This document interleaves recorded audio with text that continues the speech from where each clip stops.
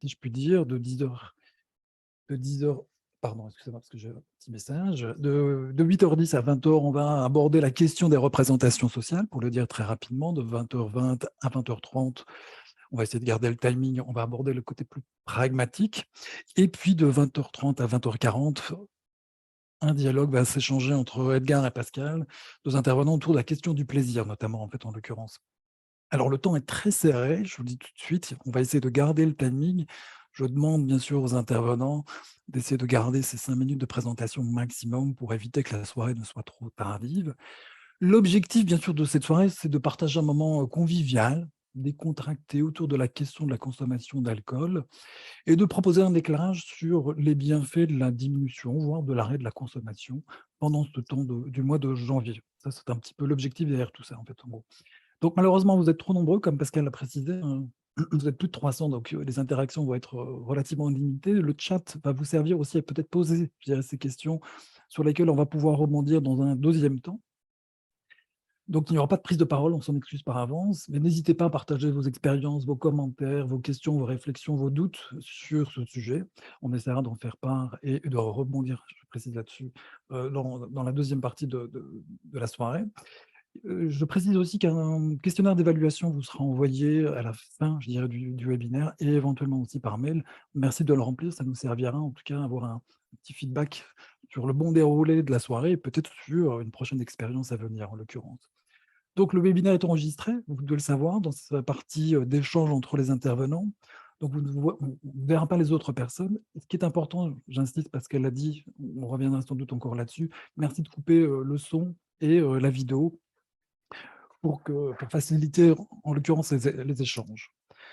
Voilà, on est même plus qu'un petit peu en temps, on est même un petit peu à l'avance et donc je vais vous proposer de commencer tout de suite, en fait, d'ouvrir le premier chapitre qui s'intitule le 360°, qui va nous permettre précisément, dans le cours de ce chapitre, de consacrer, enfin, d'aborder la question de l'alcool en tant qu'objet et pratique sociale, culturelle et anthropologique, mais aussi un objet qui pose question en matière de gestion de la cité et de la santé publique. Alors, cet atelier, je dirais, ce chapitre va être animé par Jean-Claude de Suisse. Je vais proposer à chacun des intervenants de se présenter très succinctement et aussi par Pierre-André Juven, qui nous vient de France, qui est politique, c'est courageux d'être là, de prendre la parole. Donc, on va commencer par toi, Jean, et je te propose de prendre la parole. Voilà. D'accord, merci Grégory. Eh ben, bonsoir à toutes et à tous. Bonjour à nos amis québécois. Moi, on m'a demandé de parler un petit peu des représentations sociales parce que c'est un thème qui m'intéresse particulièrement. Puis après, je vais pas vous assommer de théorie étant donné qu'il s'agit d'un happy hour, mais je voulais juste peut-être partir un peu de l'idée que les représentations sociales sont des opinions, des croyances, des informations, voilà, qui sont collectivement partagées et qui s'appuient pas forcément sur des bases scientifiques formelles. Moi, ce qui me semble assez intéressant, c'est un peu le revers de la médaille, c'est qu'elles orientent aussi considérablement nos actions, nos manières de faire, de penser, enfin, elles conditionnent en quelque sorte un peu nos points de vue, notre regard sur un phénomène ou un autre. Je voulais juste un petit peu, en tant qu'introduction, partager un fragment de journal qui est placardé dans mon bureau. Je ne sais pas si Tanguy, tu pourrais juste le partager. C'est vrai que je trouvais assez intéressant. C'est un petit sondage d'un journal qui a un peu plus d'un siècle, d'un journal régional où le sondage était: faut-il boire du vin? Donc après, je vais pas lire tout le fragment du journal parce que mon temps d'intervention va y passer, mais l'idée, c'est un peu dire, voilà, est-ce que le vin à la dose d'un litre par jour est favorable à la santé? Et 80 médecins, 80, pardon, médecins ont été interrogés, puis donc il y en a un qui proclame le fait que le vin à dose d'un litre elle n'est pas nuisible, mais qu'il est y compris indispensable. 14 pensent que 1 litre de vin par jour, voilà, c'est la quantité qu'il faut, enfin qu'il n'y a pas de problème pour la santé. 46 penchent plutôt pour un demi-litre de vin. 12 en condamnent l'usage et 7 trouvent que la question est un petit peu trop compliquée, bon, ma foi. Ce qui me semblait assez intéressant, j'ai pris ce petit fragment parce qu'il me semblait qu'il était assez révélateur. Ben, premièrement, du fait, on peut peut-être enlever le partage à moins que, enfin, je sais pas ce que vous voulez dire, mais ça me semblait assez intéressant comme ces représentations, elles évoluent dans le temps, elles sont dynamiques comme des concepts en général. Il y en a certaines qui tombent en désuétude, Il y en a d'autres qui se renforcent. Enfin bref, elles évoluent avec le temps. Ça me semblait assez révélateur, ce petit fragment de journal sur ce point-là. Puis ça me semblait aussi révélateur du fait que les champs professionnels, ils ne sont pas imperméables à toutes ces représentations socio-culturelles qui sont parfois très, très ancrées dans nos sociétés. Et puis l'alcool, bah, c'est un excellent exemple dans le sens où ça fait vraiment partie de notre histoire collective, notre passé. C'est le sang du Christ, on le retrouve dans la Bible, dans les traditions, dans toutes les festivités. On le retrouve dans toutes les grandes messes culturelles et sportives, championnats de foot, festivals de musique qui sont souvent copieusement arrosés d'alcool. On le trouve aussi dans toutes les festivités, Noël, Nouvel An, anniversaire et autres, qui sont un peu les rites et rituels de notre époque. Pour nous en Suisse, mais je crois savoir qu'en France, c'est un petit peu la même chose. C'est aussi le terroir, les traditions. Puis qui dit terroir dit aussi tourisme. Qui dit tourisme dit revenu économique. Indépendamment du tourisme, c'est aussi une activité économique en soi. Bref, il est vraiment très, très présent dans nos sociétés. Puis il en découle une grande valorisation sociale, même s'il y a une ambivalence. Enfin, on sait évidemment que sa consommation excessive est problématique, c'est un coût pour la santé publique. On peut penser à des problèmes de violence domestique, de conduite en état d'ébriété, etc. Mais il n'en demeure pas moins que les représentations sociales de l'alcool sont globalement positives. Puis je vais en prendre une qui est peut-être la plus, voilà, une qui est particulièrement présente, assez tenace. C'est vrai que c'est le fait que l'alcool, il est souvent pas considéré comme une drogue à part entière, ce qui se doit aussi à son statut légal. Et pourtant, quand on regarde, par exemple, les classifications des produits psychotropes et de la dangerosité des drogues, pour prendre des exemples voilà, contemporains, par exemple, le rapport de l'OMS en 1971, qui était voilà, une tentative de classifier la dangerosité, on voit que l'alcool caracole en tête. Enfin, il flirte avec d'autres drogues illégales. Par exemple des opiacés, l'héroïne. Mais c'est vrai que socialement, culturellement, on dirait qu'il a l'histoire de ces représentations a cheminé un petit peu parallèlement. Et je pense que c'est précisément pour tout ce bagage historique, socio-culturel que j'ai mentionné auparavant. Euh, Peut-être pour conclure, moi, l'idée, enfin, c'est évidemment loin de moi l'idée de diaboliser l'alcool. Je pense qu'il faut ni le diaboliser ni l'encenser, mais je pense qu'il convient d'avoir un regard critique sur les pratiques, sur nos conceptions collectives. Puis il me semble justement le Dry January, ben, c'est un excellent outil en termes de représentation sociale. Alors, évidemment, c'est très bénéfique pour la santé, cette pause, mais je le vois peut-être davantage du point de vue des représentations sociales. Il me semble que c'est vraiment un bon outil pour prendre un petit peu de distance, prendre un recul critique sur sa propre consommation et puis aussi sur la consommation d'alcool en tant que phénomène de société. Puis peut-être juste un dernier point pour ancrer, peut-être pour faire le lien avec la pratique professionnelle. Nous, au GREA, on donne un certain nombre de formations, on fait souvent des ateliers de récolte de besoins. Puis moi, je suis souvent frappé que c'est une problématique récurrente de personnes qui disent, voilà, comment refuser, comment gérer les relations. Voilà, quand on me propose un verre, c'est très difficile, les collègues, les amis, les proches. Puis ça, j'espère qu'à travers justement ce type de projet comme le Dry January, à l'avenir, voilà, on pourra simplement dire, non, bah, j'ai pas envie de j'ai simplement pas envie de boire de l'alcool et puis que ça passe sans qu'il y ait une sorte de réprobation sociale. Je vois que quelqu'un parle des films. Alors oui, évidemment, les représentations sociales et aussi, enfin voilà, l'alcool est très présent au cinéma, dans la littérature. Je pense qu'on pourrait citer une tonne d'exemples, mais je ne veux pas non plus prendre du temps sur les autres interventions. Alors, je vous remercie pour votre attention. Puis je crois que je te repasse la parole, Grégory. Merci beaucoup, Jean. Bah, sans plus attendre, je vous propose d'accueillir en fait Pierre-André Juven, hein, qui est devenu adjoint au maire à la question de la santé, puisque Jean a abordé effectivement la question des représentations sociales. Il est peut-être temps effectivement d'aborder la question politique sur cette consommation d'alcool. Pierre-André, je te laisse tout de suite la parole. Il faut juste brancher ton micro, voilà. Oui, voici. Bonsoir à toutes et à tous, ravi d'être présent ce soir. Donc Pierre-André Juven, je suis adjoint en charge de la santé au maire de Grenoble. Alors en 5 minutes, c'est un défi, peut-être encore plus dur que celui du Dry.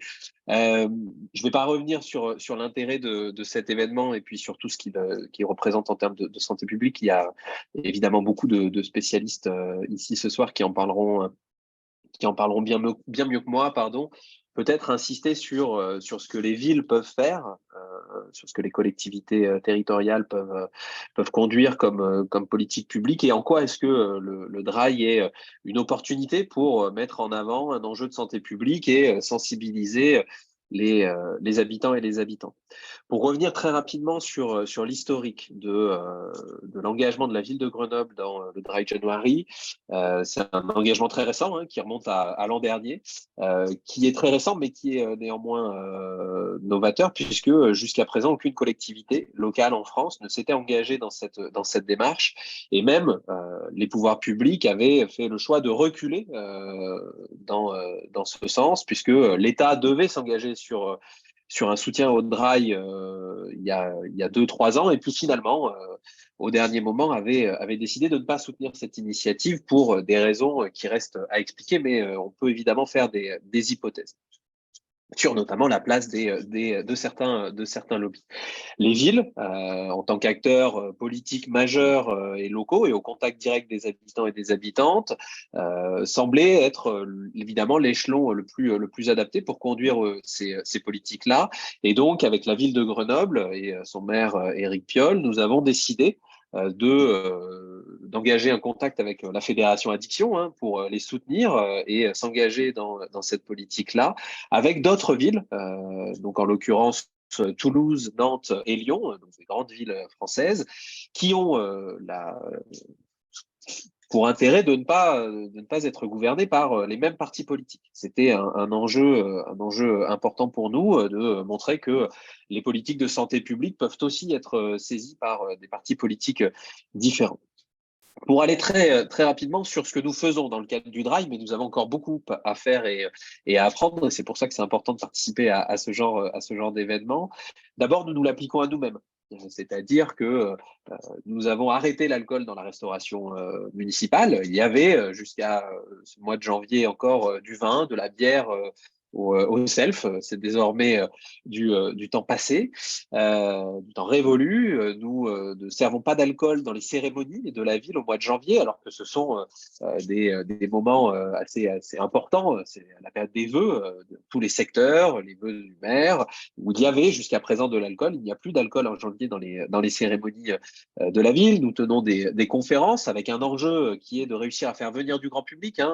Ça va être vraiment le défi des années qui viennent. Nous conduisons un travail avec les cafés, les bars, les hôtels, les restaurants. Là, nous sommes en proximité directe, hein. Nous avons un adjoint à la vie économique et au commerce avec lequel nous pouvons travailler sur ces sujets. Et il y a tout un travail d'information et de communication autour de ces questions et du DRAI. Et donc, si vous vous promenez dans les rues de Grenoble aujourd'hui, en ce mois de janvier, vous verrez un peu partout des affiches invitant à faire le Dry January.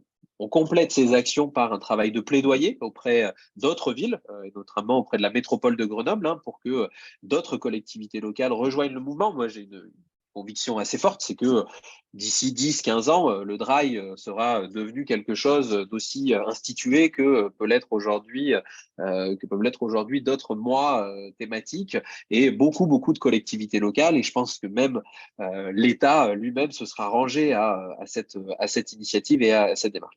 Et après, il y a un travail que nous engageons aussi, et puis j'en arrêterai là pour ne pas être plus long, mais qui est d'enrôler les partenaires locaux, et notamment cette année, ce que nous essayons de faire, c'est de toucher les publics jeunes. On sait que c'est un âge qui est crucial en matière de construction de soi et donc d'exposition à l'alcool et à la place que tient l'alcool, comme c'était dit avant, dans les représentations sociales et dans la confiance qu'on peut acquérir en groupe.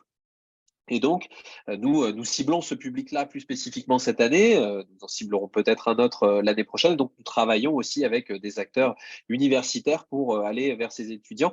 Des acteurs universitaires qui sont, et c'est peut-être le dernier point que je ferai, qui ne sont pas seulement des acteurs institutionnels, mais qui sont aussi les acteurs étudiants eux-mêmes, c'est-à-dire les personnes en tant que telles, donc via les associations étudiantes, les bureaux des étudiants, les associations sportives, etc. C'est en allant chercher les pairs, qu'on arrive aussi à faire passer des messages, parce qu'on a aussi une réflexion à conduire. Ce n'est pas la ville de Grenoble en tant qu'institution seule qui va pouvoir convaincre de l'intérêt de s'engager dans un DRAI. C'est un maillage, un travail un peu rhizomatique à effectuer pour réussir à engager tout le monde dans cette démarche et cette politique de santé publique. Un grand merci pour votre invitation, en tout cas, et j'espère ne pas avoir été trop long. Merci beaucoup. Merci à toi. Alors, c'est un bel exemple de proactivité qui rencontre son petit succès, si j'en crois les réactions sur le chat. Il faut s'attendre à Grenoble à avoir une petite vague d'immigration, puisque ça a l'air de plaire à un bon nombre de participants et de participantes. Vous êtes plus que parfait parce qu'on est dans le timing, donc ce qui va nous permettre d'aborder justement et d'ouvrir ce deuxième chapitre qu'on a intitulé Gym Tonic, qui consiste justement et qui va nous permettre d'aborder la question des recettes, si je puis dire, entre guillemets, ou des pratiques ou des bonnes pratiques qu'on peut observer en termes de mise en place du Dry January, en l'occurrence, sur la manière de motiver aussi je dirais, la population la plus large possible sur cette question. Donc, sans plus attendre, je vais proposer à Benjamin de commencer, de prendre la parole, donc, puisqu'on va accueillir dans le cadre de ce chapitre 2 intervenants français. Donc, Benjamin, je te laisse tout de suite la parole. Merci. En fait, moi, je travaille pour la Fédération Diction et c'est vrai que quand on a préparé ce petit événement, on se disait ce serait bien d'avoir quelqu'un qui parle de son expérience du dry. Puis je me suis dit pourquoi pas moi, parce que j'aime bien raconter ma vie. Puis surtout, j'ai commencé le Dry January avant de travailler à la Fédération Addiction. Moi, c'est dès la première édition en France en 2020. C'est vrai que pour moi, c'est juste pour me présenter. Moi, j'ai 37 ans, j'habite en région parisienne. Et en fait, j'ai commencé à m'interroger sur ma consommation d'alcool, surtout sur des questions de santé, pas tellement de dépendance, ou je sais pas quoi, mais j'avais fait un petit test en ligne qui un jour me disait que j'avais 80% de chances en plus d'avoir un cancer de l'œsophage. J'ai fait ah. Et donc à ce moment-là est arrivé le Dry January en France et c'est vrai que il y a eu une petite polémique avec l'État qui s'est retiré, qui ça a été repris par les associations et c'est vrai que ça fait pas mal de pub et du coup je me dis pourquoi pas moi. Donc je l'ai fait en janvier 2020 avec une première grosse difficulté en ce qui me concerne, c'est que mon anniversaire est en janvier. Donc j'ai décidé de sauter ce jour-là. Pour le coup, j'ai vu le jour de mon anniversaire. Après, deuxième difficulté, quand mon premier Dry January, c'est vraiment en société. Alors, c'est vrai qu'il y a beaucoup de gens qui disent qu'il y a une pression à boire, etc. Moi, j'ai des potes plutôt cool qui ne mettent pas trop la pression là-dessus. Mais par contre, c'est le fait, notamment, je me souviens d'une soirée d'anniversaire en appartement où on me retrouve à 22h sobre, entouré de personnes totalement ivres. Et c'est très compliqué et je me suis vraiment ennuyé. Deuxième difficulté, c'est toujours social. C'est en janvier, il y a souvent les vœux, les gâteaux des rois au boulot, etc. Et c'est vrai que quand mon employeur me paye du champagne, j'ai vraiment du mal à refuser. C'est un petit peu voilà, mais vraiment, enfin, l'issue de ce premier Dry January, c'est vraiment aussi l'impression d'avoir acquis plein de compétences, en fait, de pouvoir choisir, en fait, de me rendre compte qu'il y a des verres dont je peux complètement me passer. Typiquement, aller dans un bar après le taf et boire du Coca Zéro, ça me convient parfaitement. Par contre, quand c'est avec des potes, un repas, avec un bon verre de vin, etc., c'est un verre que j'ai vraiment envie de boire. Et du coup, voilà, c'est vraiment un truc de compétence que j'ai acquis à ce premier Dry January. Et aussi, un autre truc qui pour moi, m'a beaucoup frappé, c'est qu'en fait, je me suis rendu compte que je pouvais faire plein de choses dans lesquelles j'avais l'habitude de boire. Sortir, aller dans un bar, aller dans un club, même draguer, que je le faisais avec quelques verres dans le nez. Et en fait, une fois qu'on se rend compte qu'on peut le faire complètement sobre et qu'en fait, on est normal et que tout va bien, c'est vraiment plutôt cool. Donc ça, c'était mon premier Dry January qui m'a permis de pas mal diminuer ma consommation. En 2021, ça a été beaucoup plus compliqué. C'était le Covid, les bars étaient fermés et c'était, en ce qui me concerne, une grosse déprime. Donc, j'ai tenu genre 15 jours. Mais j'ai pas laissé tomber. En 2022, j'ai repris. Et par contre, j'ai décidé d'associer des potes à moi et des connaissances, en fait, puisque en fait, je me suis rendu compte que je n'étais pas du tout le seul à m'interroger sur ma consommation. Et du coup, j'ai créé un groupe de discussion sur WhatsApp avec des potes ou des potes de potes. Et c'était vraiment un truc super instructif, à la fois moi pour partager mon expérience, donner des conseils, mais aussi en recevoir et de me rendre compte qu'il y a plein de situations différentes et que en fait, c'est une interrogation, en tout cas, des gens de mon âge qui est super courante et tout le monde l'apprend différemment. Il y a des gens qui vont vraiment arrêter de voir, d'autres pour qui ça va être très compliqué, d'autres pas du tout. Mais c'est vraiment une discussion et un truc qui est super cool à faire, de faire le Dry January en groupe et de créer cet espace de discussion-là où on peut échanger de manière libre et surtout non jugeante. Et ça, c'est vraiment une règle, je pense, assez importante quand on parle de ces choses-là. Donc voilà, là, on est en janvier 2023. Je pense que par rapport à il y a 2-3 ans, j'ai à peu près diminué par 2 ma consommation. J'ai aucune difficulté à pas boire en semaine ou des trucs comme ça, alors qu'avant, je pense que ne pas boire 2 jours par semaine, c'était compliqué. Aujourd'hui, pour moi, c'est plus du tout un souci. Voilà, mon dernier souci, c'est plutôt genre quand je bois, les repères de consommation disent de ne pas dépasser 2 verres. Bon, là, je pense que je dépasse un peu. Donc voilà, c'était mon expérience de Dry January qui vaut ce qu'elle vaut et que je vous livre comme ça. Voilà. Merci Benjamin. Nous allons poursuivre cette plongée pragmatique en invitant Sandra à prendre la parole, qui est patientes expertes. Et donc, je vais les proposer tout de suite, sans plus attendre d'enchaîner sur le propos de Benjamin. Sandra. Bonsoir à tous. Voilà. Je partage mon écran. Voilà, donc je fais partie de l'association France Patients Experts Addiction qui certifie des patients experts, donc qui ont connu un parcours dans les addictions. Et quand en France s'est lancée la campagne du défi de janvier, elle s'est beaucoup lancée sur les réseaux sociaux on n'avait pas de campagne de Santé publique France. Et nous, les patients experts, on a cette expertise d'accompagner nos pairs et de l'entraide, hein, donc beaucoup. Et puis aussi sur les réseaux, puisqu'on est plusieurs à avoir des groupes Facebook.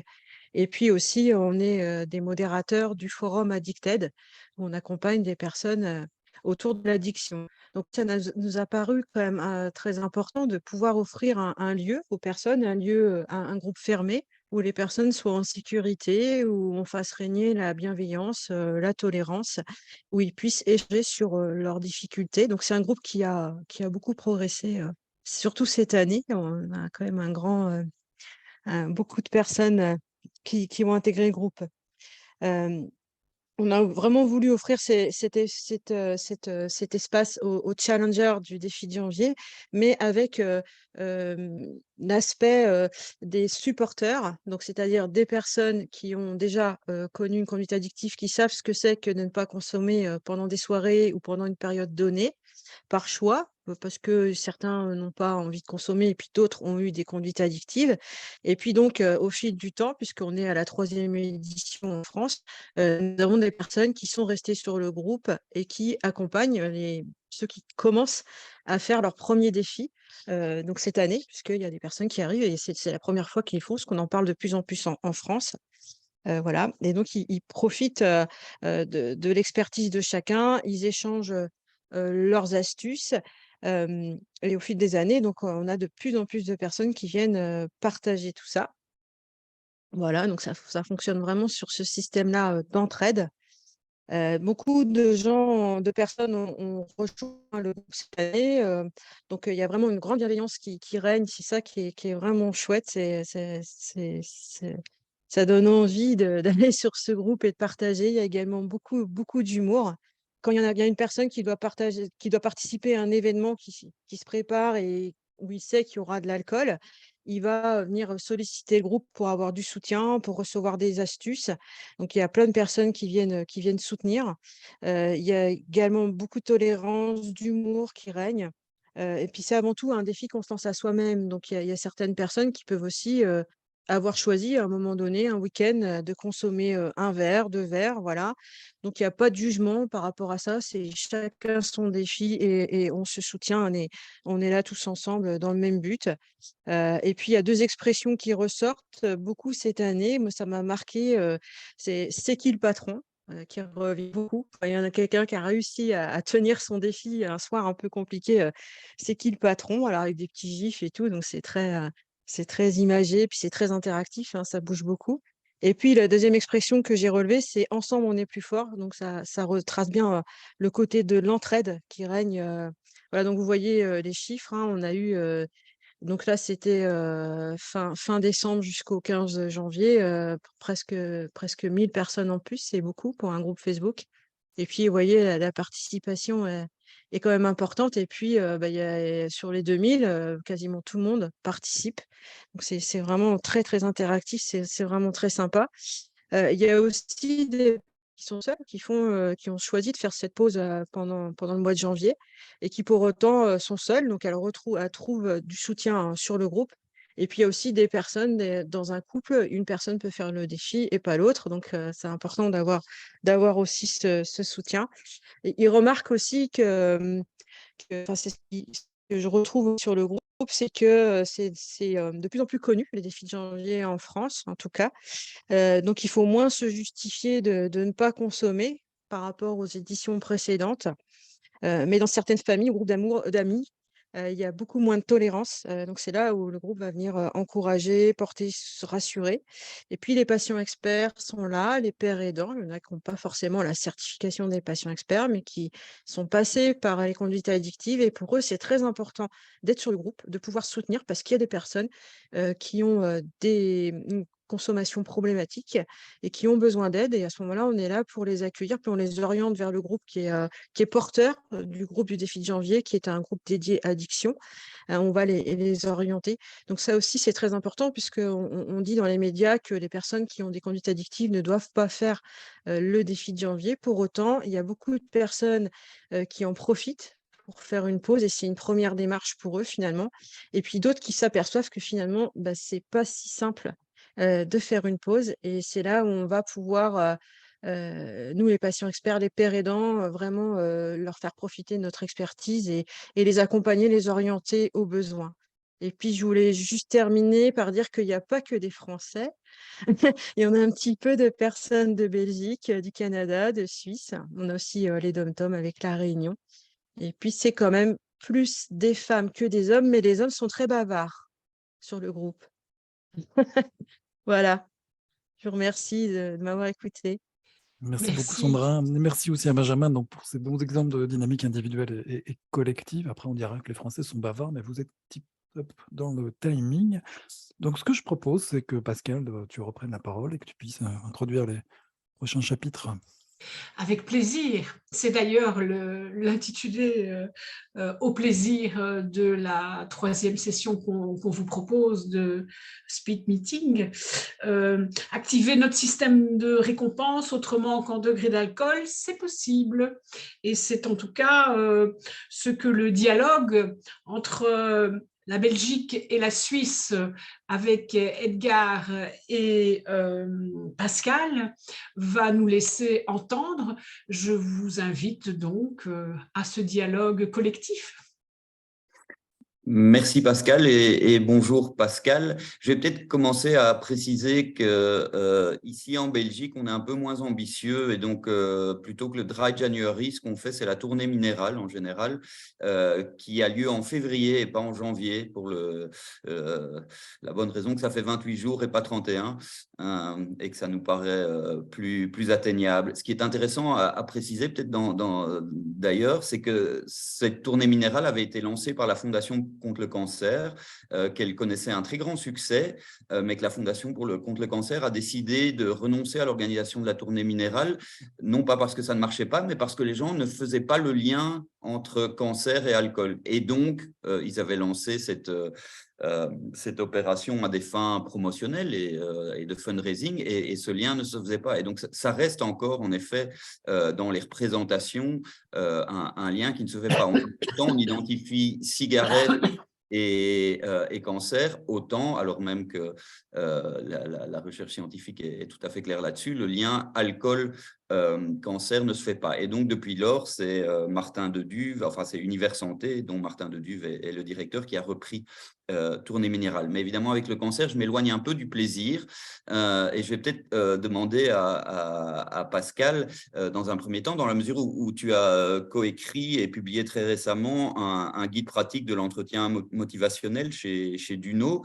Dans cet entretien, quelle place prend le plaisir dans ton entretien et dans la pratique en général? On sait qu'on peut boire pour beaucoup de raisons, mais quelle est la place du plaisir dans ce que tu entends de ta pratique? C'est une bonne question et que je dirais volontiers merci de ne pas l'avoir. Enfin, je ne te remercie pas de l'avoir posée. Je vais peut-être, scinder mon propos en deux, parler du plaisir. Pardonnez-moi, je n'ai pas tout à fait assisté au début de vos échanges. Je suis un peu malade ce soir, donc j'essaie de m'épargner un peu. Et ce qui est sûr, c'est que c'est une banalité de dire que l'alcool est une source de plaisir.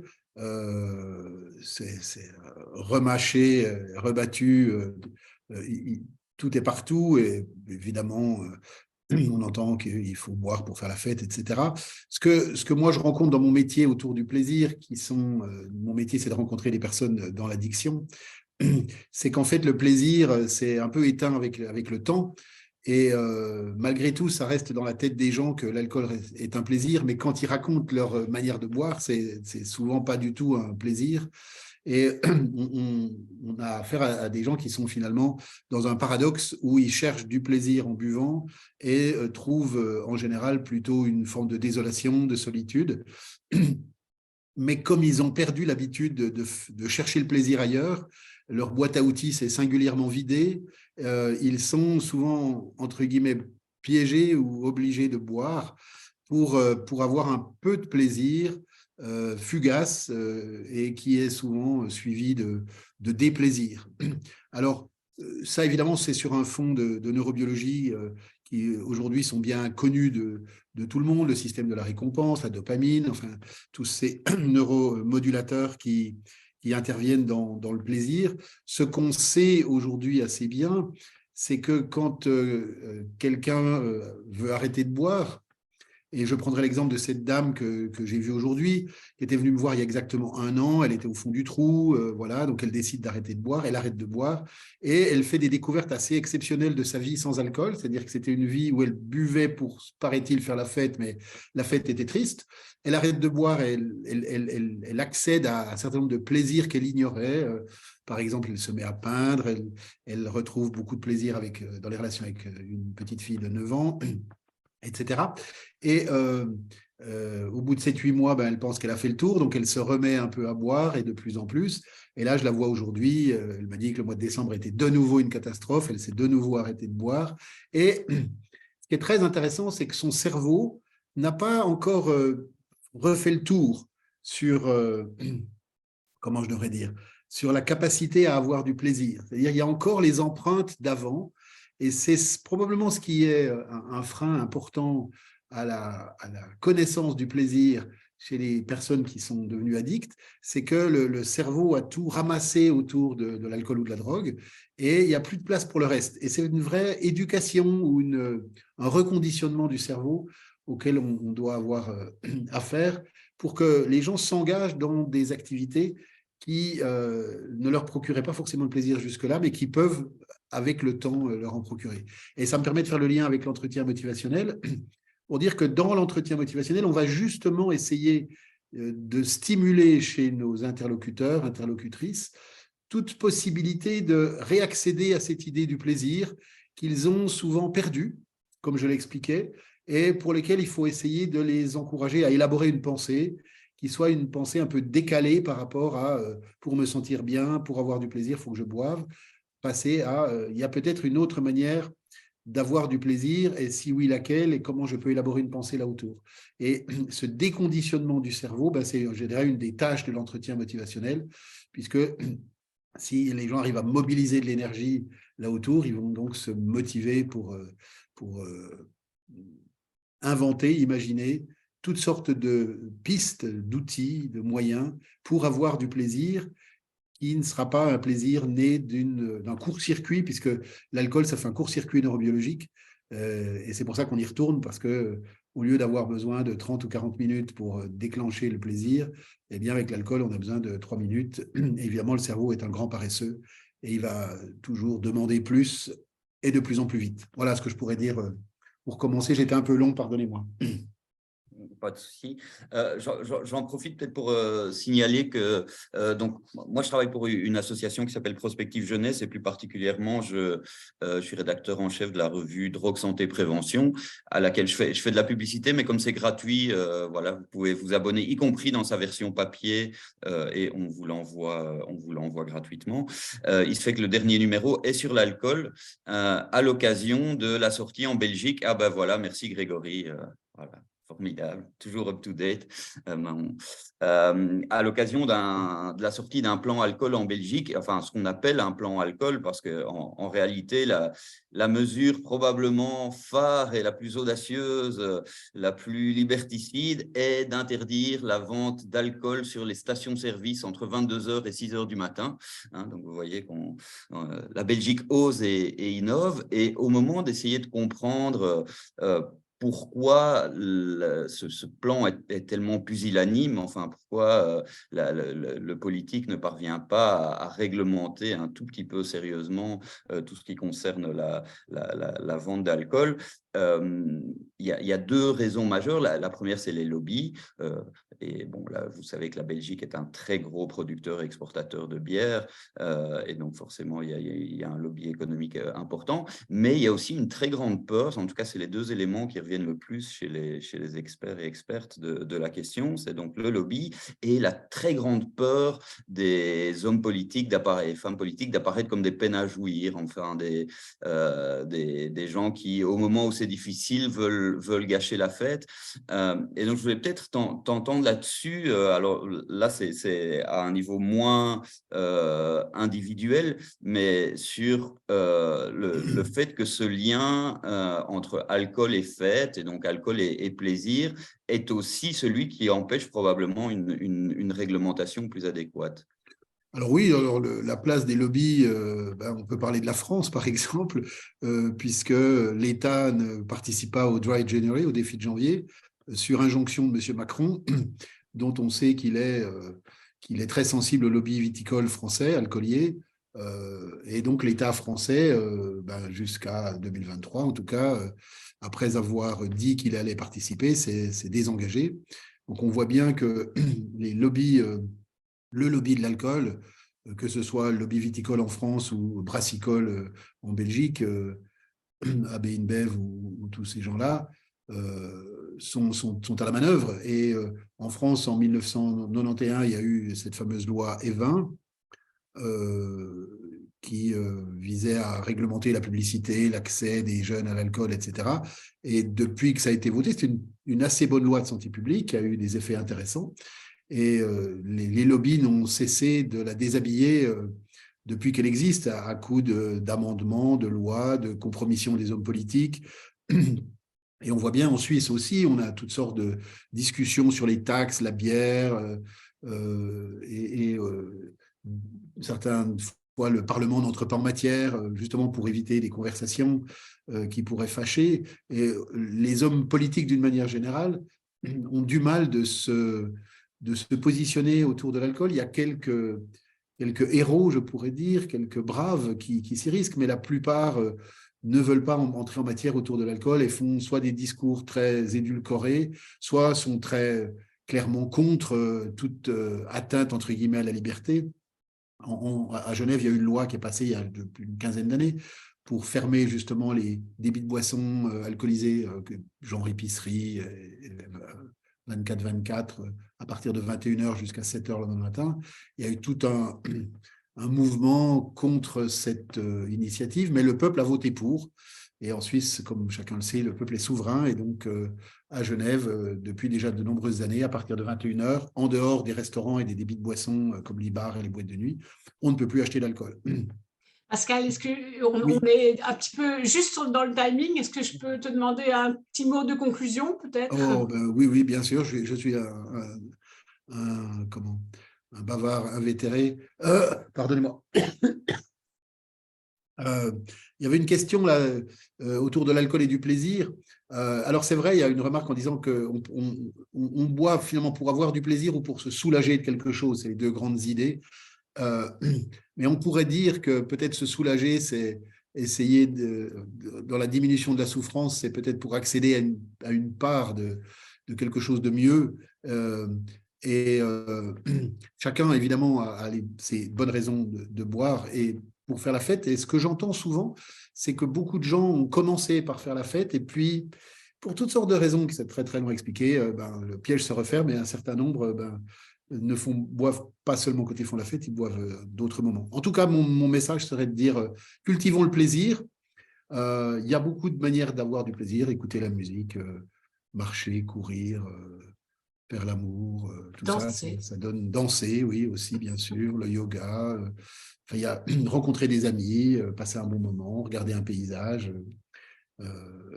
Et tout ça, ce sont des sources de plaisir. Et peut-être dans le chat, Célestini est écouté, Pascal. Je dirais que la bonne idée, c'est d'avoir plein de sources de plaisir. Alors, je vous engage à cultiver toutes sortes de plaisirs qui vous qui vous donneront plein d'idées pour avoir encore plus de plaisir. Voilà, merci, désolé, j'étais un peu long.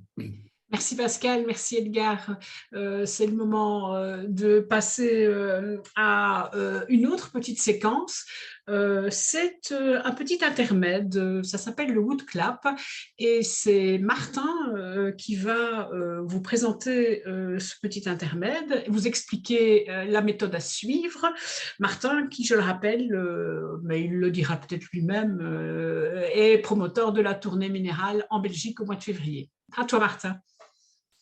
Merci Pascal, bonjour à toutes et tous et merci effectivement à Edgar d'avoir déjà introduit Tournée Minérale. Merci aussi à Pascal Gache que j'ai eu plaisir d'avoir en formation à Paris lors d'une séance sur le programme Alcochois grâce à la Fédération Addiction.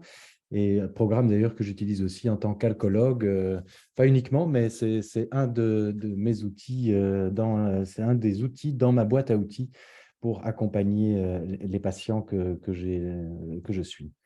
Effectivement, alors je vais mettre à l'écran un petit lien pour participer à cette séance WooClap. C'est une manière de vous donner la parole collectivement. Ce n'est pas simple de parler à plus de 150. Hein. Donc, ce que je vous propose, c'est de suivre ce que vous voyez ici à l'écran. Alors, peut-on juste me confirmer que vous voyez bien une page avec un QR code? Oui, apparemment oui, très bien. Alors, deux options. Soit vous scannez ce QR code avec votre téléphone et vous répondrez directement aux questions sur votre téléphone, soit vous ouvrez une page dans votre navigateur Internet, vous allez sur wooclap.com et vous tapez le code de l'événement qui est affiché ici à l'écran, que vous voyez donc, hein, qui est le ZHZNTT.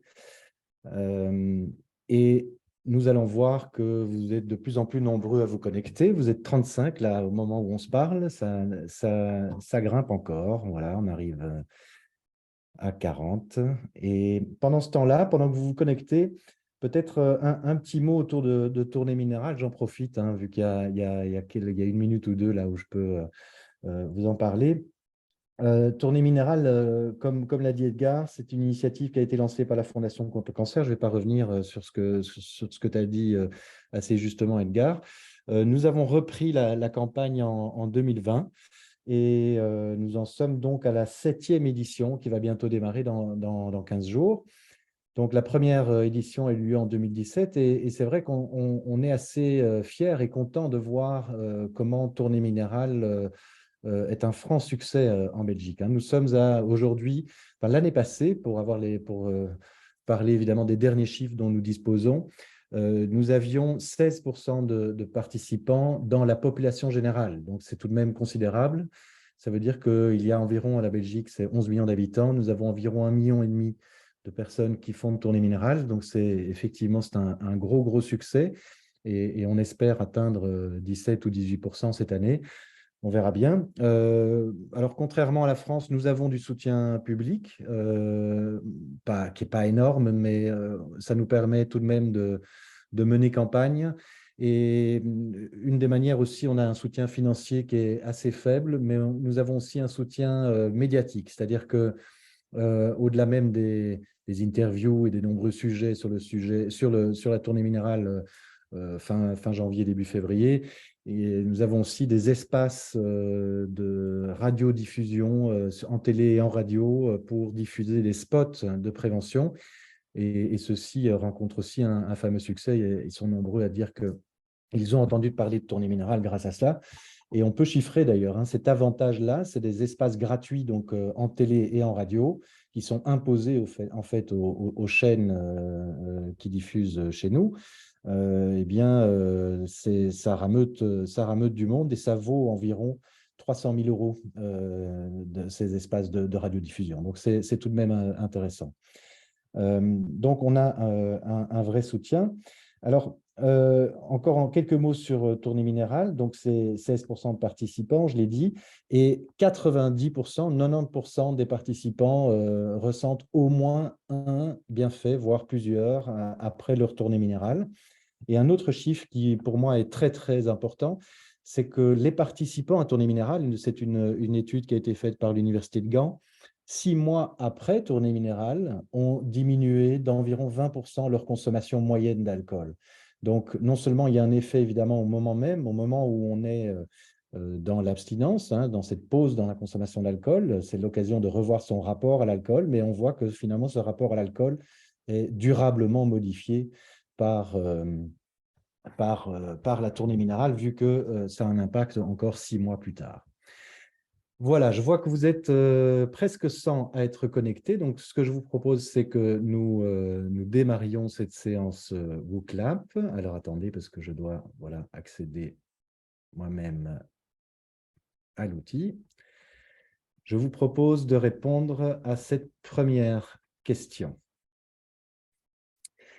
Alors, ceux qui ne participent pas spécialement au défi, vous pouvez répondre effectivement à cela, mais je pense que c'est intéressant aussi, si jamais ce n'est pas spécialement le Dry January ou la Tournée Minérale à laquelle vous participez, que vous répondiez aussi de manière générale au fait de faire une pause dans votre consommation ou de ne pas boire du tout. Qu'est-ce que ça vous procure ?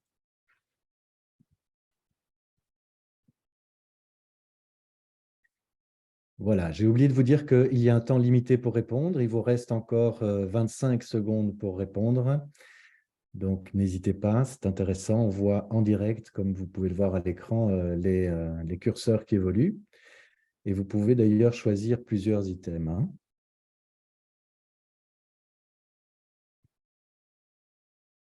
Voilà, il vous reste encore 5 secondes pour répondre. Et merci, vous êtes 105 à participer. Voilà, alors on voit que ce qui ressort en premier, c'est pour vérifier votre rapport à l'alcool. Eh bien, excellente nouvelle, parce qu'effectivement, c'est une excellente manière de vérifier son rapport à l'alcool. Bon, je rappelle évidemment que pour les personnes qui seraient particulièrement dépendantes à l'alcool, si lorsque vous expérimentez l'arrêt de la consommation, vous avez des symptômes de manque qui apparaissent, là, il est évidemment urgent de consulter et peut-être même pour certains de reprendre votre consommation et de consulter pour éviter d'avoir un vrai risque de sevrage. Au-delà de ça, effectivement, hein, donc 35% pour vérifier votre rapport, 33% pour ressentir les bienfaits. Eh bien, je vous propose de poursuivre tout de suite là-dessus parce que les bienfaits, ils sont nombreux et on va voir ce que vous ressentez réellement. Voilà la deuxième question. Alors, avant d'arriver aux bienfaits, peut-être dans quelle mesure votre participation au Dry January, au Tournée Minérale ou défi de 28 jours est stricte, c'est-à-dire que vous ne buvez pas d'alcool du tout, ou moins d'alcool, ou vous ne buvez pas pendant une partie du mois et vous vous autorisez peut-être une ou l'autre exception. Bref, je vous invite à choisir un de ces items. Oui, j'ai été peut-être un peu vache sur le temps, là il ne reste plus que 3 secondes pour répondre. Voilà, alors vous êtes 66% à ne pas boire d'alcool du tout, ce qui est très proche des chiffres que nous avons. Vous êtes entre les résultats de l'année passée et ceux de l'année d'avant, où nous étions passés de 60 à 70% de participation stricte. Donc, effectivement, ça, c'est une bonne nouvelle. On voit que Tournée Minérale fonctionne bien, Dry January fonctionne bien. Eh bien, partons encore à la question suivante. Quels sont donc les effets que vous ressentez à votre pause? Là aussi, vous pouvez choisir plusieurs items.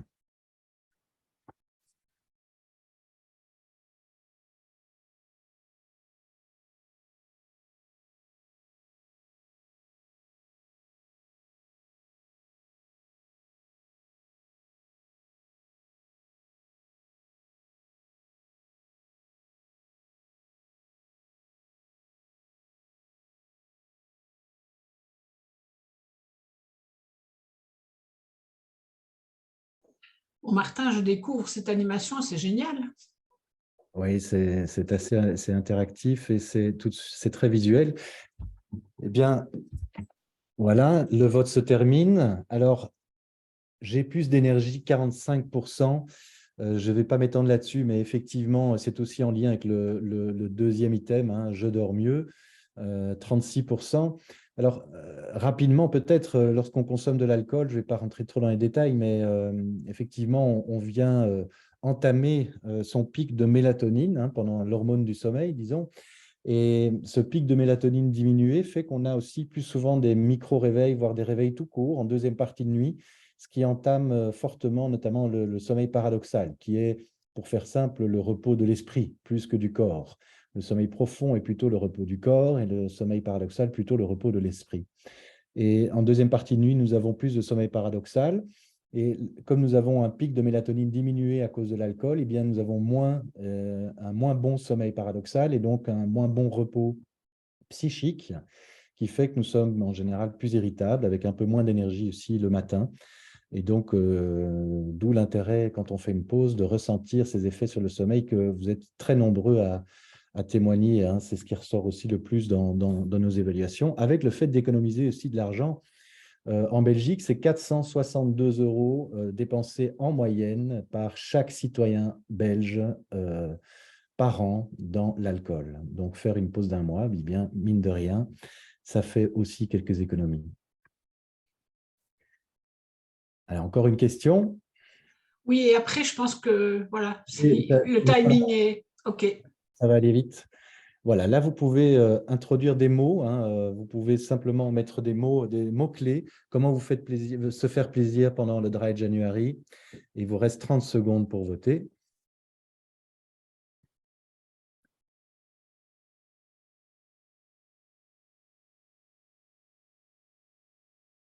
Je crois que le sport sort beaucoup.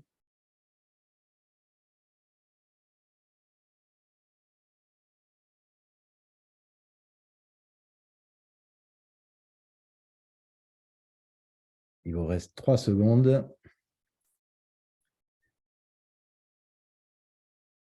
Et voilà. Donc, les mots, évidemment, qui sont en gras ou en grand sont les plus cités.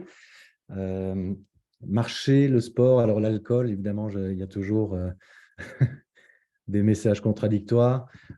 Promenade, j'ai pris un chien, je vois, des boissons au gingembre. Alors, tiens, je tombe dessus et je m'arrête. C'est quelque chose que mes patients témoignent souvent, c'est les boissons avec des goûts marqués, des boissons au gingembre, des jus de tomates, des boissons au citron, bref, des goûts francs, permettent en général de bien faire le job comme boisson de substitution. Donc, je voulais le souligner. Et alors, je terminerai pour respecter le timing par une dernière question rapide. Voilà. Comment souhaitez-vous être soutenu pour faire le Dry January? Ça peut servir les différentes associations qui sont ici présentes ce soir.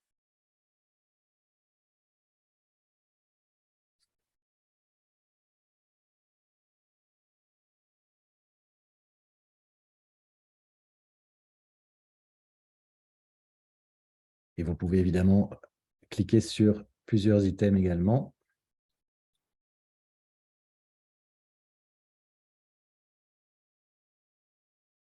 Voilà, vous avez presque tous voté. Vous êtes à 80 sur 110.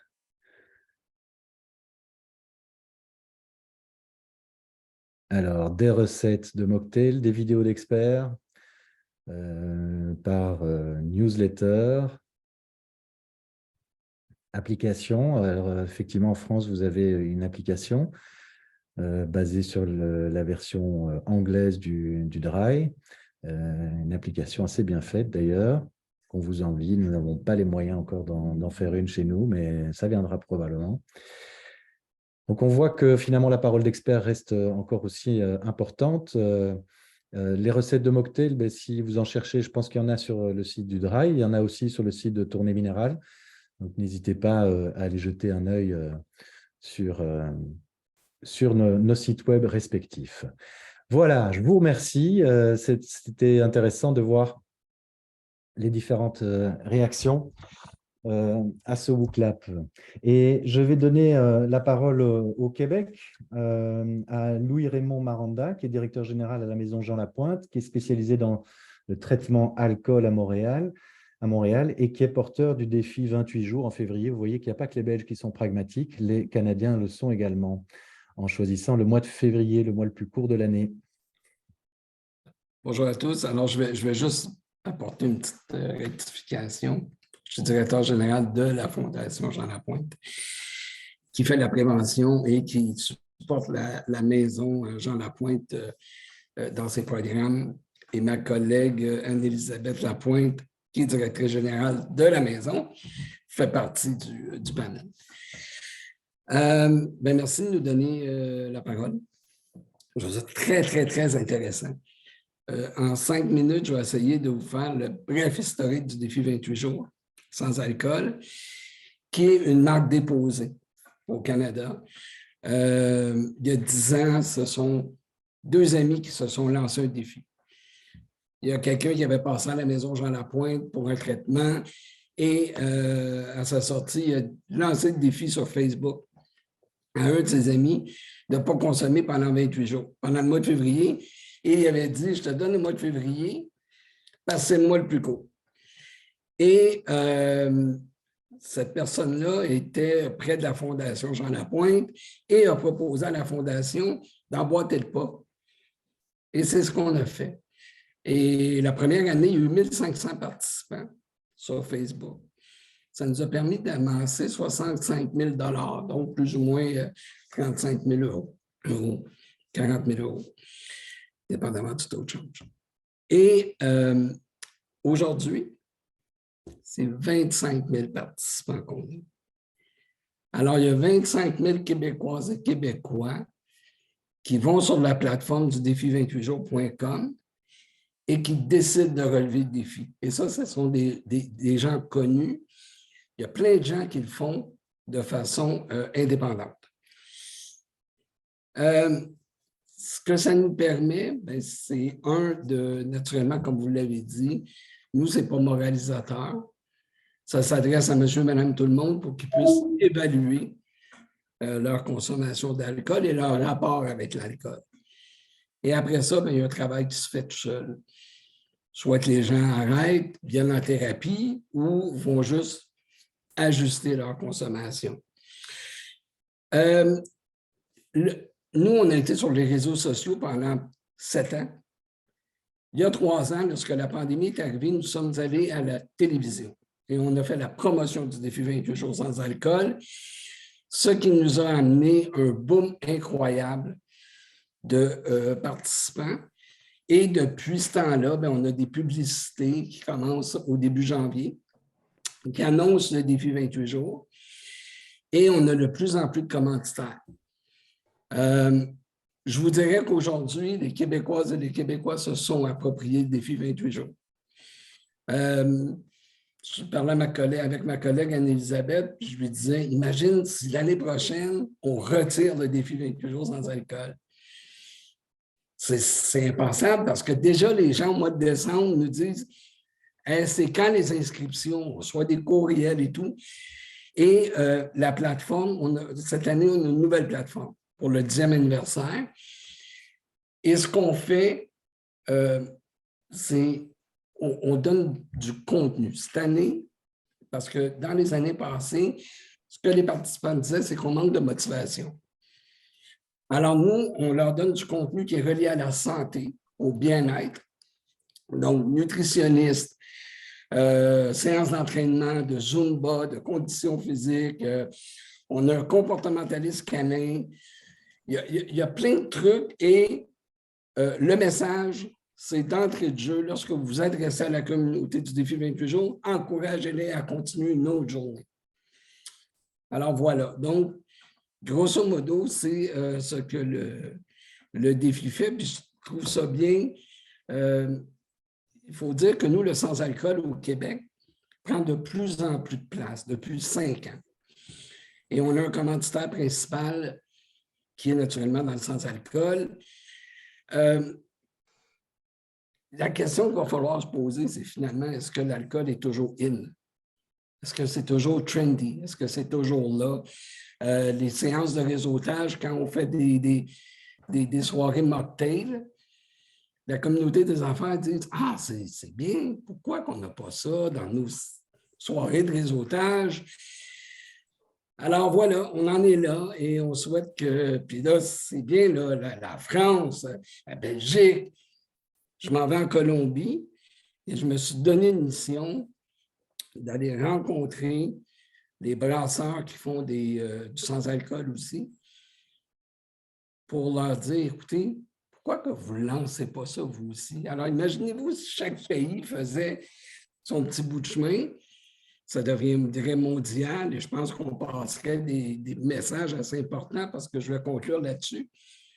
Louis, c'est bon, je suis désolée, mais on est dans le timing un peu, c'est court. bon. Est-ce qu'il y a un petit mot de fin peut-être que vous auriez envie de donner? Oui, bien malheureusement, au Québec, c'est une société d'État, la Société des alcools du Québec. Alors donc, il y a un monopole et on fait plus la promotion de consommer de l'alcool. Par ricochet, il y a une entreprise qui fait la modération. Alors voilà, mais c'est ça. Il y a du boulot encore de ce côté-là. Il y a beaucoup de boulot, mais on avance. C'est très bien. Merci en tout cas. Grégory?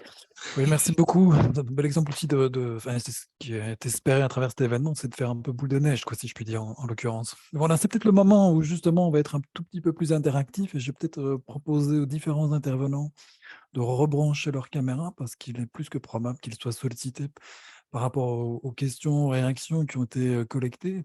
C'est le moment de remercier aussi une personne de l'ombre qui est Martin, qui a collecté justement toutes ces questions et commentaires et qui peut peut-être nous revenir pour nous faire part de quelques questions qui auraient été évoquées et de voir à qui éventuellement on pourrait les adresser.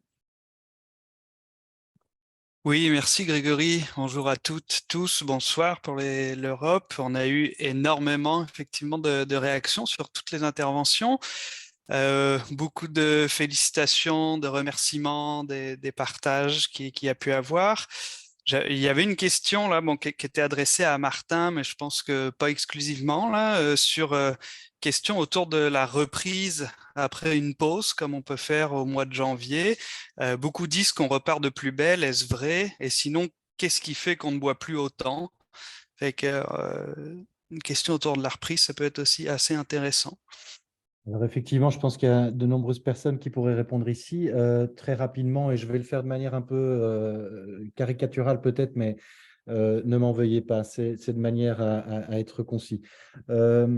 Lorsqu'on arrête de boire, on va notamment diminuer un de nos neurotransmetteurs qui est le GABA et le cerveau s'habitue en fait fortement au GABA. Quand on boit de l'alcool quotidiennement ou presque, on a un taux de GABA augmenté.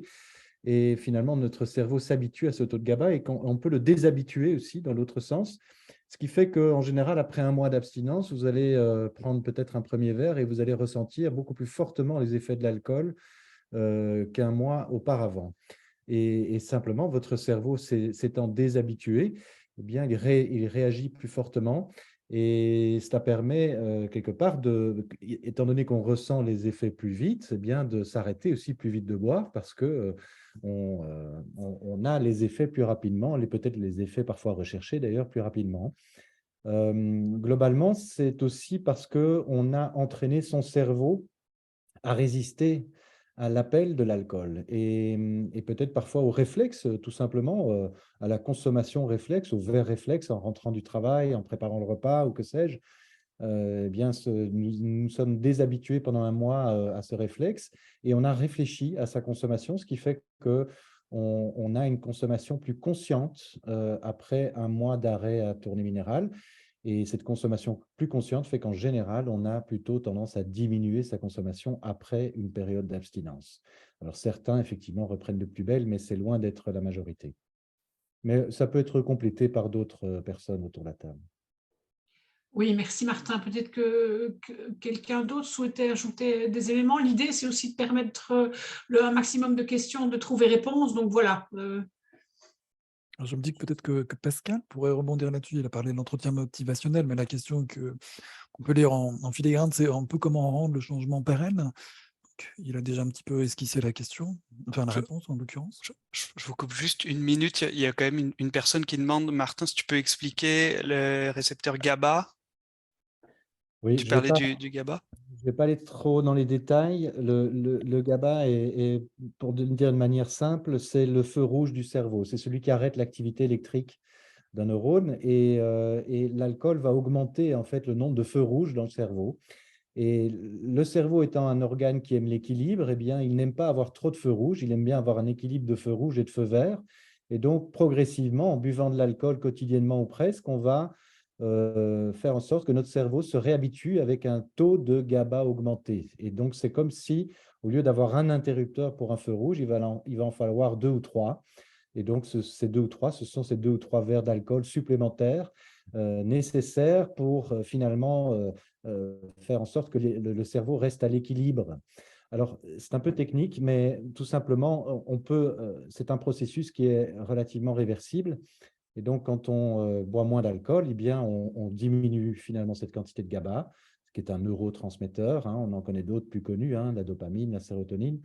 Eh bien, le GABA est un neurotransmetteur et rééquilibrer ces GABA, c'est aussi se redonner plus de chances de mieux maîtriser sa consommation d'alcool, pour le dire de manière un peu schématique. Merci Martin.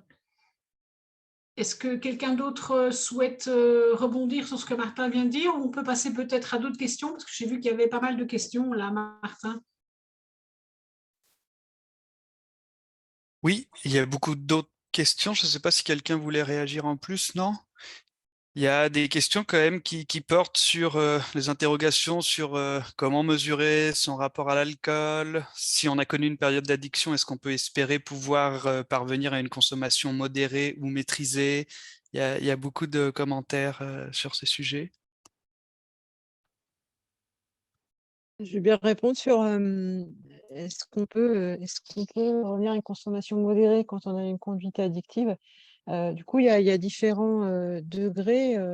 Ce qui est intéressant dans la campagne du défi de janvier, c'est, enfin, dans cette pause alcool, c'est justement que les personnes vont interroger leur rapport à l'alcool et vont se rendre compte justement si elles ont des symptômes de sevrage. Alors, c'est souvent des tremblements, la personne se sent aussi angoissée, elle peut aussi avoir beaucoup de sueur et c'est un syndrome de sevrage. Elle va se rendre compte effectivement qu'il y a un manque physique par rapport à l'alcool. En tout cas, pour répondre à la question de la plupart des personnes que j'ai rencontrées, moi, que ce soit dans mon exercice, parce que je suis aussi infirmière dans un centre d'addictologie et aussi dans les personnes que j'ai accompagnées en tant que père aidante.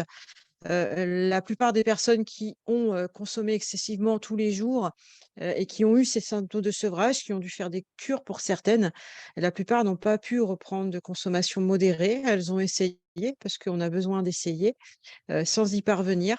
Et ce que je remarque, moi, sur le groupe Facebook des personnes qui viennent essayer, qui se rendent compte que c'est dur et qui ont peut-être, comment dire, une addiction qui débute, bah, ça permet quand même d'enrayer les choses et de reprendre une consommation contrôlée sur le reste de l'année. J'ai peut-être envie de rajouter, si vous me permettez, un tout petit mot là-dessus. Avant, effectivement, de passer de l'abstinence ou d'une consommation extrêmement occasionnelle ou modérée d'alcool et de tomber dans une dépendance sévère, il y a évidemment de multiples étapes et ça prend du temps. Or, beaucoup de gens ne vont pas voir un spécialiste de peur de se voir ou de s'entendre dire il faut que vous arrêtiez de consommer. Le message que j'ai envie vraiment de faire passer, c'est qu'il ne faut pas hésiter à consulter le plus tôt possible dès qu'on commence à s'interroger sur sa consommation d'alcool, parce que pour bon nombre d'entre nous, il est possible de retrouver une consommation plus modérée d'alcool avec un accompagnement. Plus tôt on va voir quelqu'un, plus on a de chances de retrouver une consommation d'alcool moins problématique, voire pas problématique du tout. Or, dans la représentation et dans le soin que nous proposons de manière générale autour de ces questions, c'est souvent un accompagnement au sevrage et à l'arrêt total de la consommation, ce qui est évidemment difficile, qui peut être une épreuve et une libération aussi, évidemment, pour les personnes qui sont dépendantes. Mais j'invite surtout à consulter beaucoup plus tôt. On se donne beaucoup plus de chances de retrouver une consommation modérée d'alcool et finalement une maîtrise de sa consommation qui reste possible. Alors, du coup, juste pour compléter, en France, on accompagne quand même beaucoup les personnes dans ce qu'elles sont prêtes à faire. Donc, il y a eu une époque, et c'est vrai, où c'était, on venait consulter, c'était on arrête, hein. C'était ça qui était préconisé. Maintenant, on accompagne vraiment dans ce qu'elles sont prêtes à faire. Moi, j'accompagne beaucoup de gens qui sont dans vouloir reprendre le contrôle sur leur consommation, et je les accompagne. Après, s'ils ont envie d'arrêter, bien sûr, je vais les accompagner aussi. Mais voilà, c'est plus si vous venez consulter dans un centre d'addictologie, ou même si vous allez voir votre médecin traitant, on ne va pas vous imposer un arrêt de l'alcool ou que ce soit un autre produit. On va vous accompagner dans ce que vous êtes prêt à faire. Donc, il ne faut pas avoir peur à propos de ça. Un chiffre Merci. rapide sur la peur, pardon, c'est en Belgique, on a pu voir que sur 100 personnes qui ont un problème d'alcool, seulement 15 sont diagnostiquées et seulement 8 finissent par voir un spécialiste. C'est ce qu'on appelle le treatment gap et il est gigantesque et donc il faut vraiment pouvoir réduire ce treatment gap. Je rebondis parce qu'il y avait une question peut-être plus pour Sandra. Y a-t-il des groupes de pères aidants chez les jeunes au-dessus de 16 ans, mais aussi en dessous? Alors, en dessous de 16 ans, on a alors je vais peut-être mal prononcer, c'est Alatine, de la mouvance des alcooliques anonymes Alatine. Il y a aussi, ils font des groupes pour les jeunes. Après, je ne saurais pas bien en parler parce que je ne connais pas bien. Mais sinon, il y a les consultations jeunes consommateurs en France qui fonctionnent très bien. Et où du coup, dans certaines consultations de consommateurs, ça se fait de réunir plusieurs jeunes pour qu'ils puissent échanger entre eux. Moi, j'interviens par exemple dans une consultation jeunes consommateurs, ce qu'on appelle avancée. Donc, on va dans les lieux où les jeunes se réunissent et on va faire des animations où les jeunes vont pouvoir échanger entre eux. Après, à part Alatine, je ne connais pas.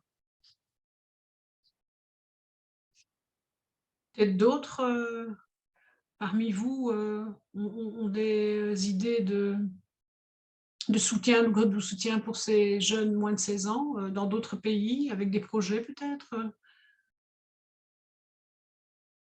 Non, visiblement non. Quelque chose à créer de ce côté-là, en tout cas, peut-être. On a aussi, je pense, sur l'intervention de Martin, là, hein, une personne qui disait le déni est trop important pour consulter, il y a une tendance à attendre, là, mais c'est vrai qu'il y a toute cette question du déni qui, je pense, est aussi liée aux représentations sociales. Oui, c'est pour cela qu'il faut marteler ce message qu'aller voir un spécialiste, ce n'est pas se voir tout de suite enfermé dans un protocole de soins bien spécifique. Non, c'est chaque fois un accompagnement personnalisé et il faut oser, il faut démystifier ces consultations et faire en sorte que les gens aillent plus rapidement voir un professionnel de santé pour aborder la question de l'alcool. C'est le paradoxe avec l'alcool, c'est notre drogue culturel par excellence. Tant qu'il est festif, tout va bien, mais dès qu'il commence à interroger, ça devient un sujet tabou. Alors, je vais peut-être tout de suite enchaîner parce que je vais peut-être solliciter Edgar, qui a un bel outil qui s'appelle l'échiquier, mais qui permet effectivement peut-être de parler des substances, de l'alcool en l'occurrence, mais en parlant d'abord des autres plaisirs. Peut-être que, Edgar, tu pourrais présenter très rapidement la chose, parce que c'est un Oui, outil c'est super gentil, Grégory. J'avais l'intention de le faire et puis on a été pris un peu par le temps dans la discussion avec Pascal. Il s'agit d'un outil qui existe dans une version papier, dans une version électronique et qui consiste simplement à demander, alors ça peut se faire de façon individuelle ou de façon collective, à poser 4 questions. Quelle activité ou substance vous fait plaisir? Qu'est-ce qui vous donne la pêche? Qu'est-ce qui vous détend? Et de quoi ne pouvez-vous pas vous passer? On appelle ça l'échiquier parce qu'avec chaque réponse, on remplit une case. Et l'outil a donc la forme d'un échiquier. Et ce qui est intéressant, c'est que ça permet de découvrir que nous avons tous une multiplicité de micro-dépendances et que ce qui compte, c'est l'équilibre. Et le problème, c'est quand une des activités qui soit activité ou substance, soit nous détend, soit nous fait plaisir, soit nous donne la pêche, prend toute la place aux dépens des autres. Hein. Une personnalité, une situation existentielle qui a l'air équilibrée a priori perd son équilibre quand une case prend la place de toutes les autres. Et c'est un outil très, au fond, qui permet de dédramatiser beaucoup les questions de consommation, parce que quand on agrandit une case, ça peut être une case alcool, cigarette, drogue illégale, mais ça peut aussi être sport, regarder des séries, les écrans, bon. Et donc, au fond, ça permet d'aborder les questions de consommation de substances psychotropes en général dans un cadre beaucoup plus large de ce qu'on fait pour se faire plaisir et de façon tout à fait non stigmatisante. Voilà, pour le dire très, très vite. Mais on est évidemment à la disposition de ceux qui le souhaitent. En général, on préfère donner nous-mêmes une formation aux gens pour qu'ils l'utilisent. Mais voilà, n'hésitez pas à entrer en contact avec Prospective Jeunesse. Merci Edgar. Martin, d'autres questions encore éventuellement? Oui, je ne résiste pas à vous poser celle-là parce qu'elle a tout à fait sa place dans la francophonie. Puis je remercie Louis Letellier de la poser. Mais pourquoi Dry January et pourquoi pas janvier sans alcool? Est-ce que quelqu'un connaît l'historique? Benjamin, oui. Ouais, moi je peux répondre à la question. Comme je disais, en France, en tout cas, à la base, ça devait être une campagne de Santé publique France avec donc l'agence française chargée de la santé publique et avec un nom français. Je raconte ça parce qu'on me l'a raconté, moi je n'étais pas là à l'époque. Mais quand ça n'a pas été fait, les associations qui sont partie prenante de ça sont allées chercher le concept britannique avec l'ONG britannique Alcohol Change UK. Donc on a repris le même nom. Et un autre truc aussi, c'est que, où on dit aussi en français défi de janvier, et surtout, je pense qu'on veut surtout pas dire que c'est un truc qui est sans quelque chose, parce qu'en fait, on se prive pas de quelque chose quand on arrête de boire pendant un mois. On apprend à faire plein de choses nouvelles, on apprend ce que c'est de sortir sans boire, on apprend ce que c'est à prendre du temps, à se détendre, prendre du plaisir sans alcool. Et je pense qu'on ne veut pas insister sur le fait que c'est sans quelque chose, parce qu'au contraire, c'est avec plein d'autres trucs sympas. Voilà. Merci. Voilà. Merci. Et je rajouterais le concept de, excusez-moi pour l'accent anglais, de damp January, donc de janvier humide, qu'on s'est arrivé aux États-Unis, dans l'ouest du Canada aussi, que j'ai lu quelques articles sur le fait de aussi. déjà, en France aussi, tant mieux, juste de réfléchir à une réduction de sa consommation pour toutes les personnes qui ne seraient pas à l'aise avec l'abstinence. D'accord, c'est peut-être de là-bas que ça vient, parce que nous, en France, j'ai vu des articles de presse, pour le coup, qui en parlaient, et c'est un concept qui a été repris notamment par des lobbies de l'alcool contre le Dry January. Donc, c'est un peu ambigu. Même si en soi, réfléchir à sa consommation, on peut le faire en octobre aussi, c'est super. J'aurais été ravi, pour éviter cet écueil-là, que la France adopte aussi le nom de tournée minérale, parce que finalement, ça passe bien. J'étais pas là. C'est vrai. On avait une question intéressante pour tout le monde là. Qu'est-ce que vous pensez des boissons sans alcool, bière à 0 ou vin à 0% ou autre? Est-ce que ça peut aider une personne qui a beaucoup bu avant à s'en sortir? Moi, de mon expérience perso, les bières sans alcool, au début, ça m'a vachement aidé.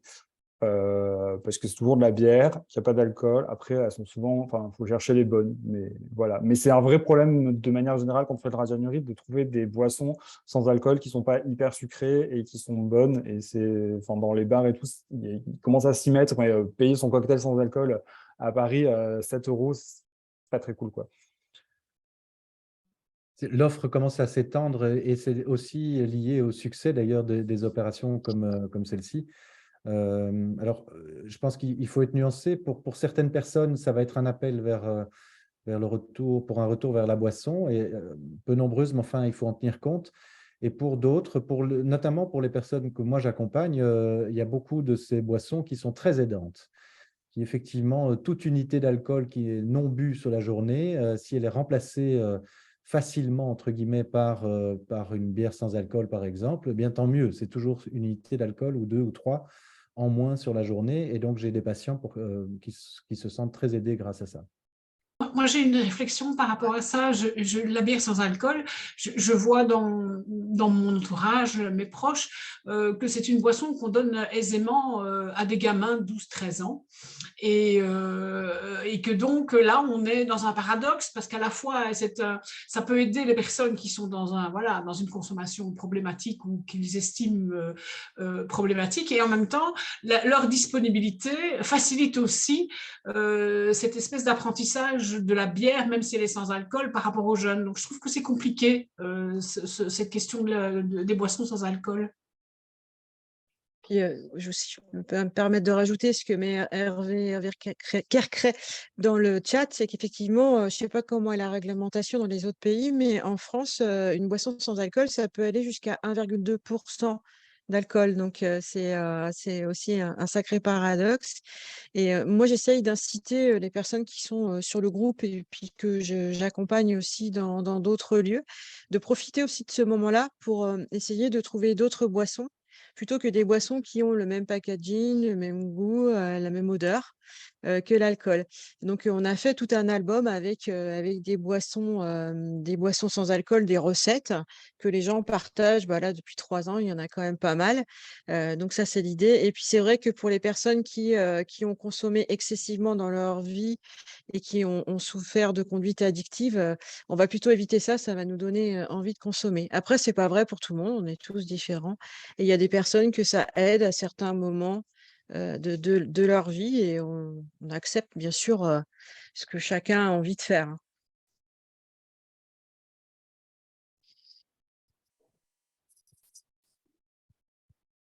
Est-ce que, Martin, on prend encore une petite dernière question, éventuellement, une remarque, un commentaire?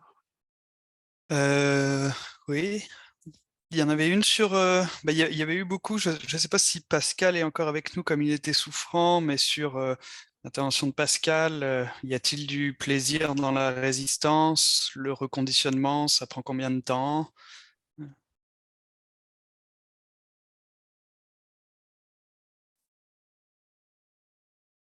On ne t'entend pas. Oui, voilà, pardon.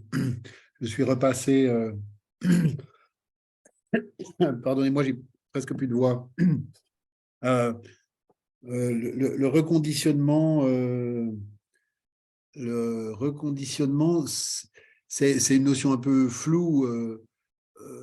Les neurobiologistes disent que c'est 18 mois, 2 ans. Voilà, c'est pas très encourageant, mais si on veut installer des nouvelles connexions stables dans les circuits neuronaux, et c'est à 18 mois, 2 ans. Voilà, le rétablissement neurobiologique, c'est ce qu'on appelle ça pas la flexibilité neuronale, ça porte un autre nom.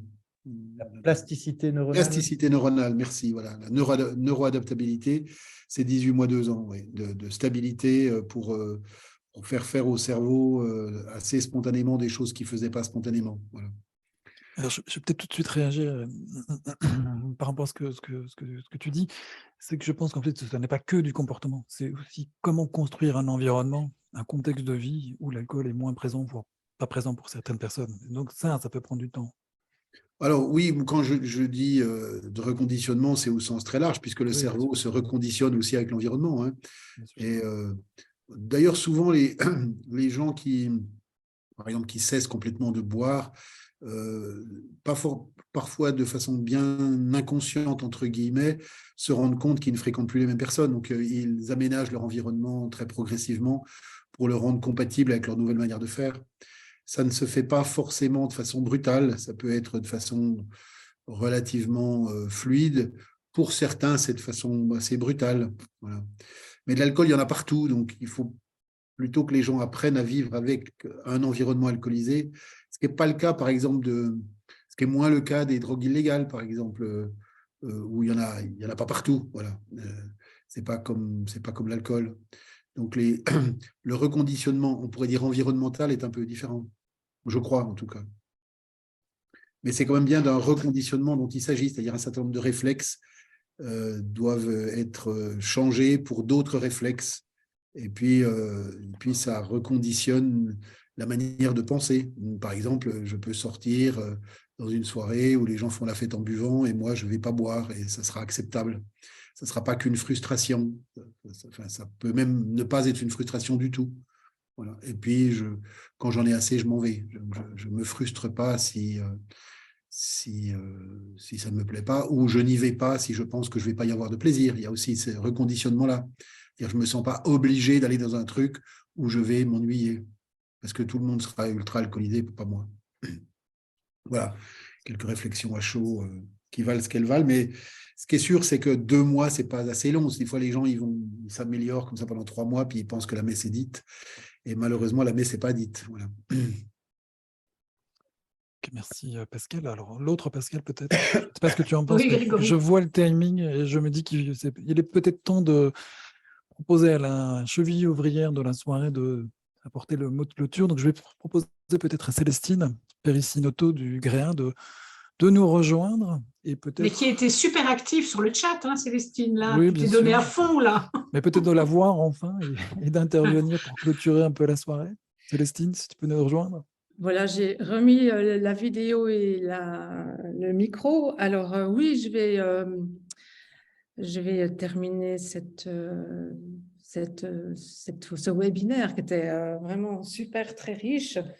Je terminerai avec deux petites citations que je trouve assez amusantes. C'est l'alcool me fait vivre des moments inoubliables dont je ne me souviens jamais. Et puis, moi, je dis toujours non à l'alcool, mais il ne m'écoute pas. Et avec le Dry January, eh bien, c'est justement le contraire qu'on est en train de faire. C'est une aventure, comme on l'a entendu tout à l'heure, de la part surtout de Benjamin et de Sandra, qui requiert aussi l'aide des pairs, faire partie d'une communauté, ça c'est très important pour relever ce défi, et que sur Facebook, on trouve ce genre de communauté, mais pas seulement. Je retiens aussi le plaisir, garder le plaisir dans tout ce qu'on fait, même dans ce Dry January, le plaisir aussi à faire des choses qu'on avait peut-être oubliées qu'elles existaient parce qu'on buvait. Ça, on a pu l'entendre dans l'entretien entre Pascal et Edgar, qui ont croisé leur regard à ce sujet.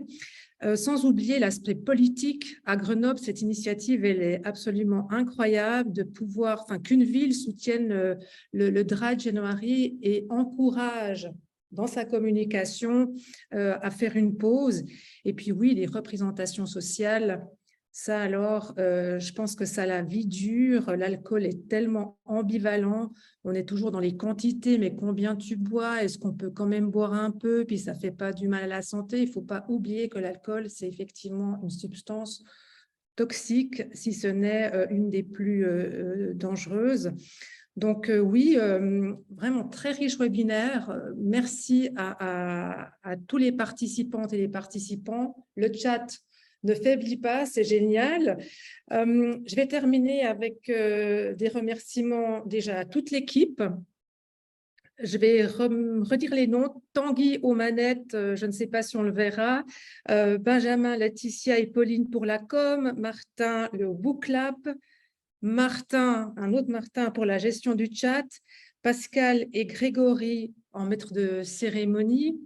Et puis pour les intervenantes et intervenants, Jean-Claude, Pierre-André Juvent, Pascal Gache, Edgar Chaud, Sandra Pinel, Louis-Raymond Maranda, et j'espère que je n'ai oublié personne, sinon qu'il ou qu'elle s'exprime. Et puis, vous invitez aussi, vous allez recevoir un lien pour aller faire une évaluation. Et c'est important pour nous de voir ce que ça donne. C'est un premier webinaire international dans la francophonie, comme on vous l'a dit au début. C'est une nouvelle expérience. Qu'est-ce que vous avez aimé? Qu'est-ce que vous auriez voulu avoir de plus, de moins? Est-ce que la partie interactive aurait dû être plus longue? Est-ce que, voilà, tout ce que vous avez envie de dire, dites-le dans cette évaluation. Pour nous, c'est important. Vous dire aussi qu'il y a un fort réseau alcool dans chaque région qui ont été représentées ici ce soir. Adressez-vous à ces organisations sur le terrain si vous avez des questions. Souvent, les premiers conseils sont gratuits ou alors pris en charge par l'assurance maladie. Et puis enfin, on mettra les vidéos sur nos sites respectifs puisque ça a été enregistré, les conférences. Donc voilà, vous pouvez repartager et aller revoir tout ça une fois peut-être un peu plus au calme, avec une bonne tisane, que je vous souhaite d'ailleurs de prendre encore ce soir avant de vous coucher pour faire de jolis rêves. Est-ce que j'ai tout dit? Pascal, Grégory, Tanguy, C'est tout bon. Martin? Oui, il me semble. On souhaitait aussi te remercier, Célestine, pour avoir porté tout ce cette organisation voilà, et toute l'énergie positive que tu as insufflée. Merci beaucoup. Merci. Juste vous dire qu'il y a eu des tonnes de remerciements sur la messagerie. Merci Il à ne toi. reste plus qu'à clôturer l'événement et à vous souhaiter à toutes et tous une bonne fin de soirée et peut-être à bientôt pour d'autres événements en tout cas. Portez-vous bien. Bientôt, Merci merci. beaucoup. Au revoir tout le monde. Au revoir, merci.